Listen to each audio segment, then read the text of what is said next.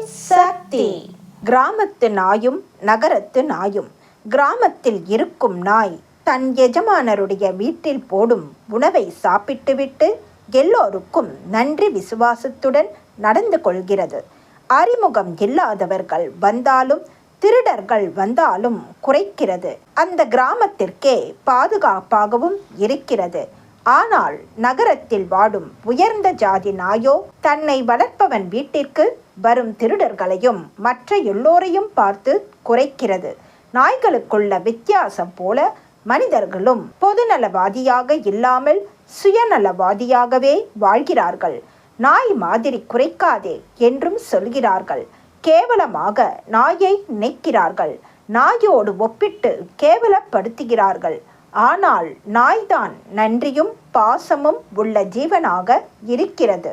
அன்னையின் அருள்வாக்கு. என்னுடைய அருள்வாக்கு என்ற பாத்திரத்தை பயன்படுத்தி எதிர்கால வாழ்வினை அமைத்து கொள்ள வேண்டும்.